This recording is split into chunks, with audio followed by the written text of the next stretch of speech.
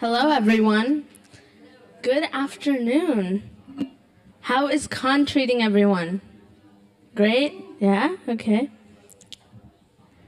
Welcome to World Women Khan Agenda. My name is Aayati Kar. I'm the youth lead for World Women Foundation, the founder of Queendom, an aspiring writer, as well as an artist. And I'm here to launch my second book, See It, Do It, and Be It.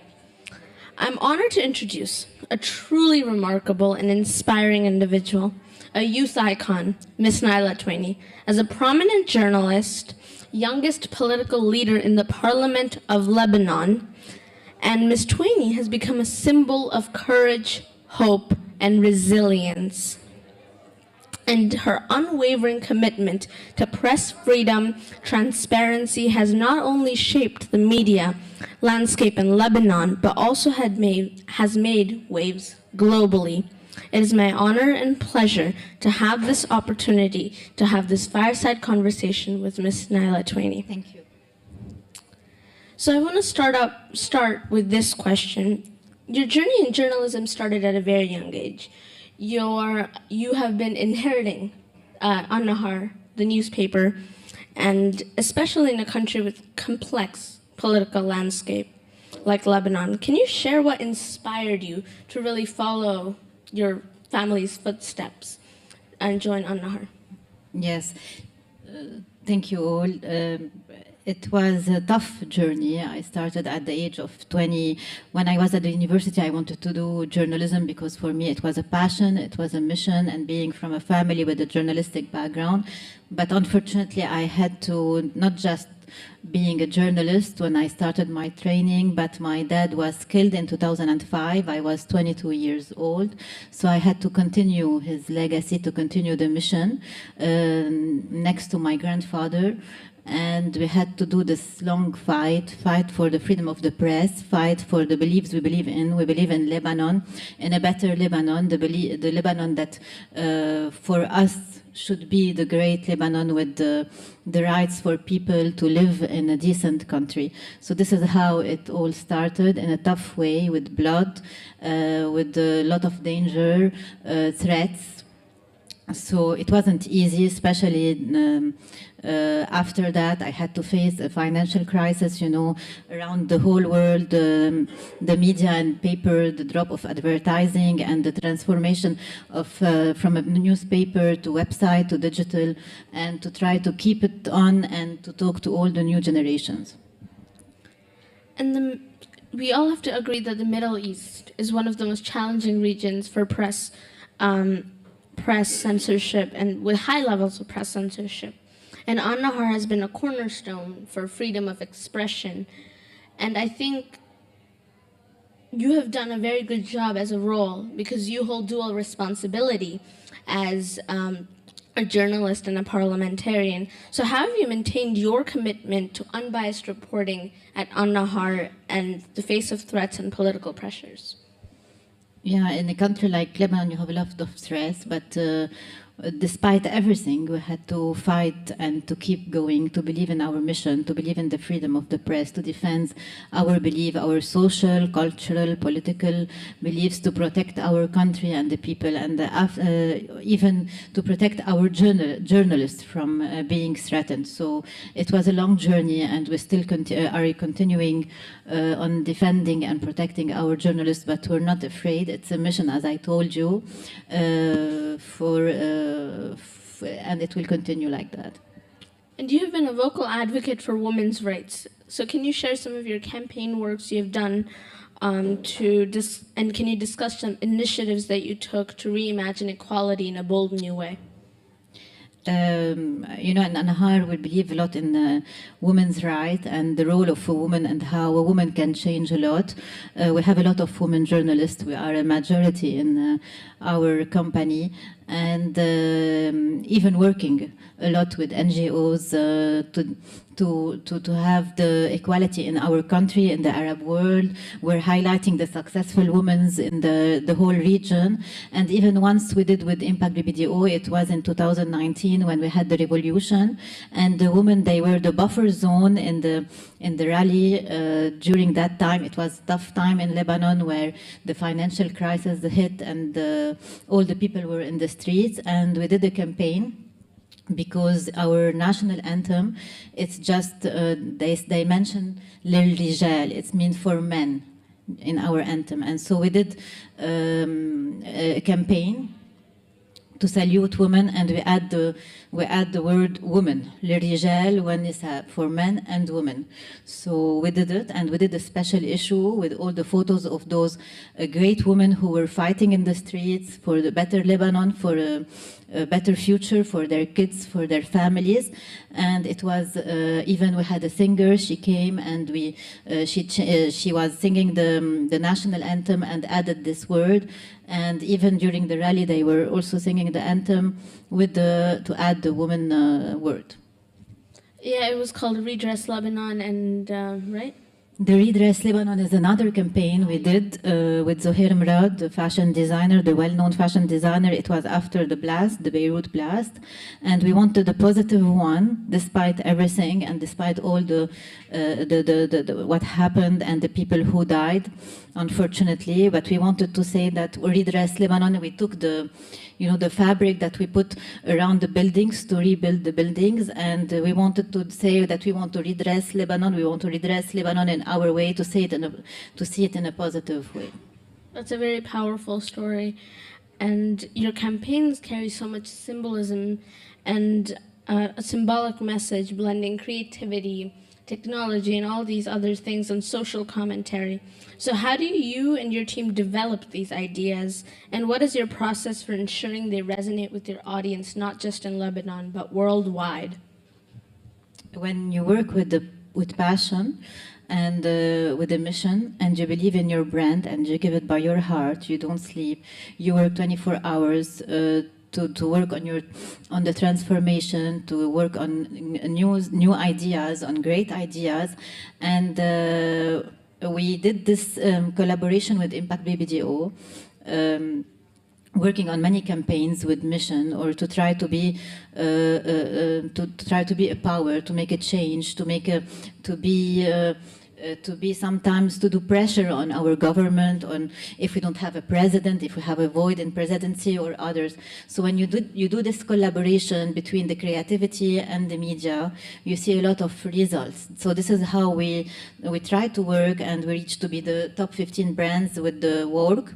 And now we expand. We are a brand in the Arab world. We're printing in UAE, and after that in the whole Arab world, and not just as print, but we're trying to also work for giving the best from media for the new generation, to attract more new generation, not just the people who just read newspaper, but also on websites, videos, social media, and also to fight the fake news. Thank you for that. You've been fighting for a very long time, and now An-Nahar is really shaping the media landscape now.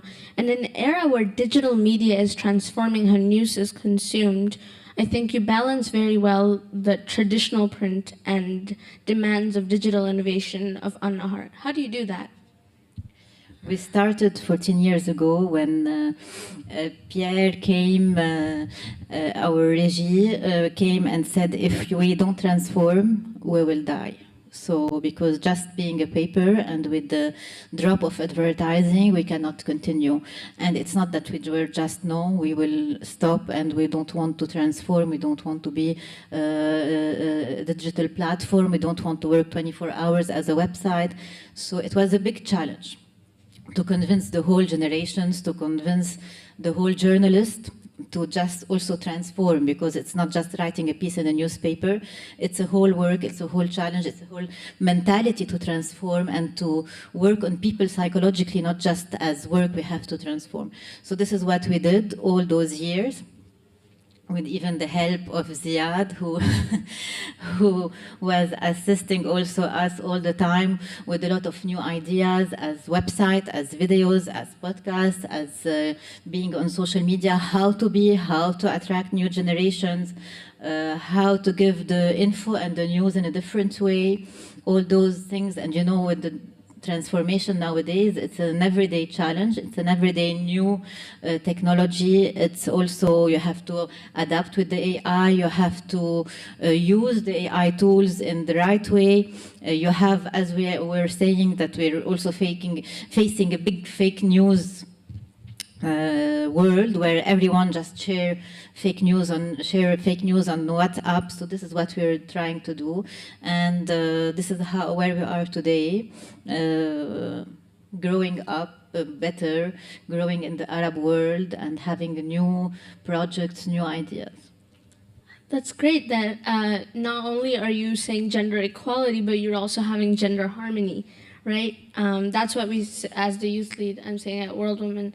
And given the current global climate for press freedom, what are the biggest challenges and opportunities you see for journalists today?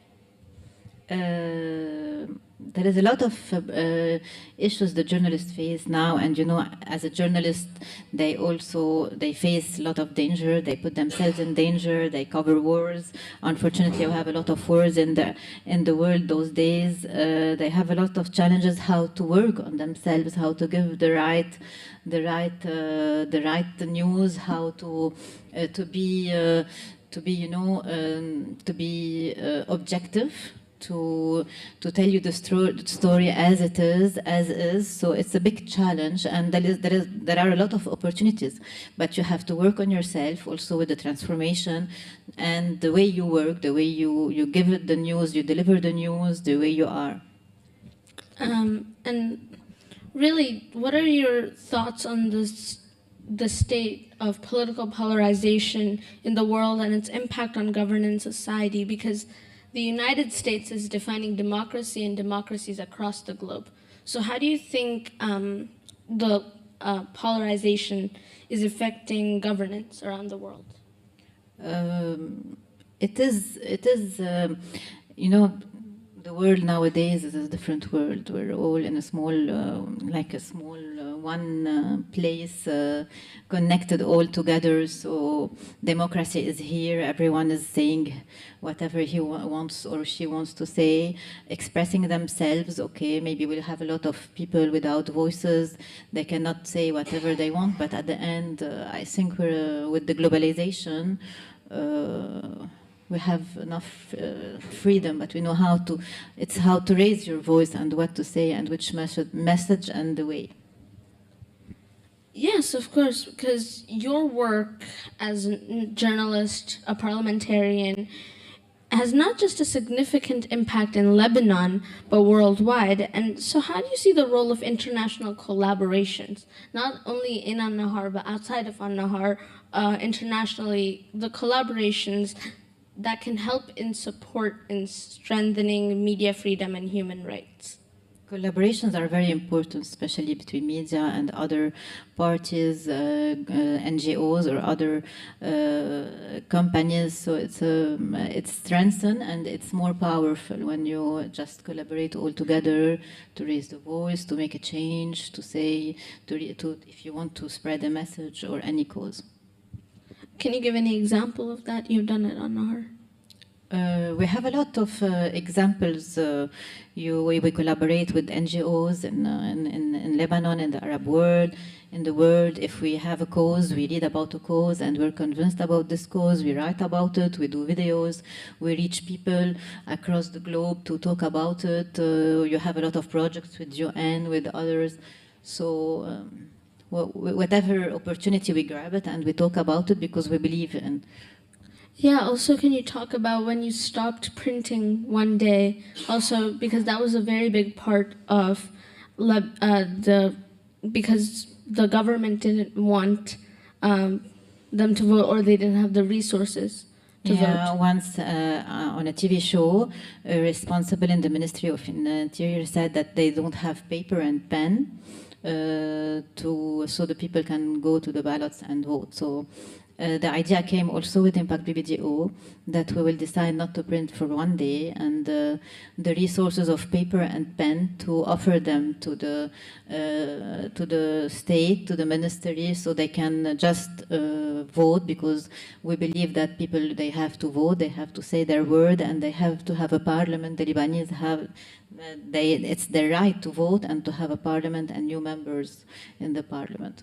So not only are you protecting rights and helping your journalists at An-Nahar be protected from threats, you're also standing up for also other citizens in An-Nahar as well. And looking at your campaign success, what advice would you have for people on the live stream, creatives, or people in the room? What advice would you have for emerging creatives in the room? When you want to work on a creative idea, it's also to believe about it, and that you can defend them. If you can defend the cause and talk about the cause, or you believe in it, so it will work. It's not just doing a creative campaign, but it's something you believe in. It's a mission, it's something you want to talk about, and to try to make this change. This is how we work at An-Nahar, how we are passionate about our work, and this is, I think, how you can success. Yes, of course, and I think that was one of the last questions on the Fireside conversation, but I have some rapid-fire questions for you. Do you prefer kibbeh or pizza? I don't know how to say it. Being a Lebanese, kibbeh, but I also like pizza. It's mountains or the beach?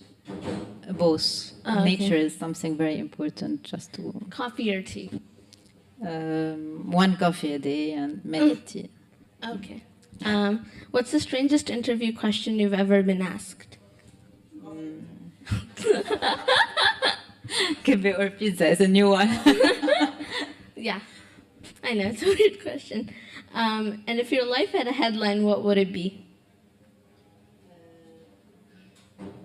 You know, I don't know. It's to never give up, and to give from your heart, and to fight till the end. I think mine would be it's going on for a little bit longer, but this conversation is not going on for a little bit longer. Let's give a big round of applause for Ms. Tueni for joining us today and being part of this conversation. Thank you.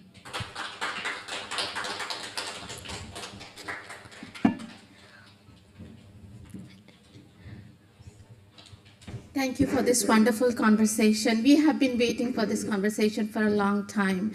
And I know the timing is so important for conversations around building trust, and also how stories impact us, changes hearts, and shapes the world that we live in. And most importantly, at World Women Foundation, we are a community of 55,000 women globally and 300 change makers. We work with girls between the age of 10 to 18 in almost 20 plus countries. And often we are asked about press freedom, things that are going around the world, and having relevant voices during a significant cultural moment like the Cannes Lions is so important, so that our young generation have a unique perspective of every part of the world, so that their questions are answered in person. Thank you for that. And most importantly, also at World Women Foundation, every year we celebrate women voices who are fighting for women and girls around the world, for education, for their health, for their rights, and truly, this makes you the World Women Hero of 2024.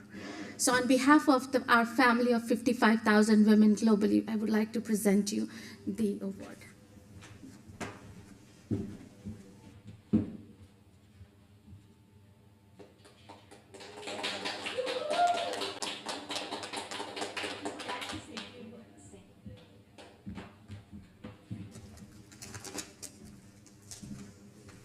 Thank you. It means a lot to me, and it's for the whole, for each and every woman who fights every day, who work and take care of her family and of her parents, and the